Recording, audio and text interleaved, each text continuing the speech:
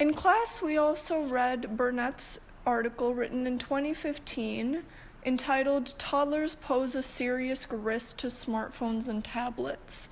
This may seem a little backwards because usually we associate tablets and smartphones and deteriorating kids' brains having a negative effect on their development. However, children can actually pose more of a serious risk to technological devices than we think. If you give your phone to a 2-year-old, they are more likely to put it in their mouth and throw it on the ground than play with it. Next, I'm going to talk about the positive effects of the internet on child development. We talked about a few of these positive effects in class, and one of the main advantages of the internet is vast communication, and this is what I'm going to talk about first.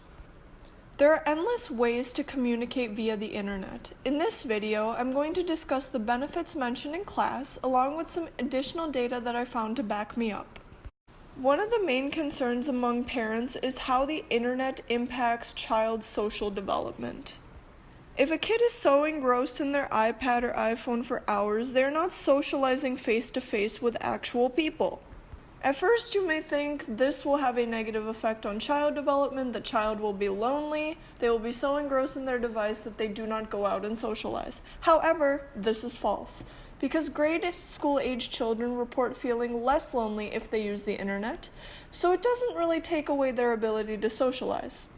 In the Home2Net project, researchers examined 2 types of social outcomes that may be influenced by children's internet use: the number of close friends, and changes in the amount of time spent with family, friends, and activities.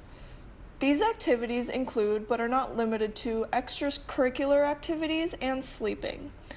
On average, children reported having 7 close friends. This number remained the same over time and was uninfluenced by internet use. According to videos we viewed in class, along with other sources I've looked at, toddlers learn new words just as well through video chat as through in-person conversation. As we learned in class, the internet facilitates communication with geographically distant family and friends and makes it easier to communicate frequently with those nearby. It makes sense because if you're FaceTiming someone, you're essentially having an in-person conversation. It's just through a device because they can't be present with you at that moment. You can still get an effective conversation if you talk to someone via a device, basically the same conversation you can have with them if you communicate face-to-face. Communicating via devices has dominated the world, and for good reason. Actually, it's better for kids to learn to communicate via devices because they can talk to their distant family and friends, stay in touch with people, learn from them, and develop more of a communication network among them. To be able to communicate with people who aren't otherwise present by your side at that moment is a tremendous advantage. As a side note, we looked at this article in class about Brazilian kids and how they were able to communicate with elderly Americans via electronic devices. This allowed the children in Brazil to learn more proficient English, which is a huge advantage in the world right now. In the last video, I talked about the cyberbullying concern because children are quite vulnerable. We looked at horror stories about victims of cyberbullying in class and talked about the different types of aggression. But a kid is actually more likely to be bullied in real life than cyberbullied. There are also growing solutions to things like hate comments, restrictions, and privacy settings through report systems and more. If you think about it, it's actually easier to promote solutions to cyberbullying than it is to bullying in real life, because online you can filter comments, monitor them. In person, you can't really control what a person says. On social media, people can be blocked. In real life, it's kind of hard to block out people physically. Therefore, I don't think parents should be overly concerned about cyberbullying because it actually could be monitored easily.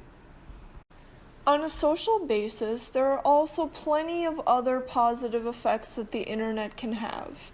The internet allows kids to form relationships with individuals with a common interest, gain a social media presence, and keep important connections. The internet actually plays a positive role on a social basis because as kids get older, they can stay in touch with their friends via social media. And also, things on social media aren't as scary anymore. Privacy settings can be adjusted, so you can block out those who you don't want to talk to and keep those on your friends list who you wish to communicate with.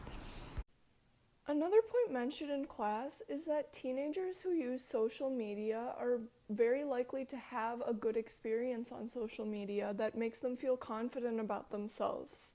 If children have access to these communication systems via devices, they are more likely to have a confidence boost, and they could be happier, and it's good for their emotional well-being.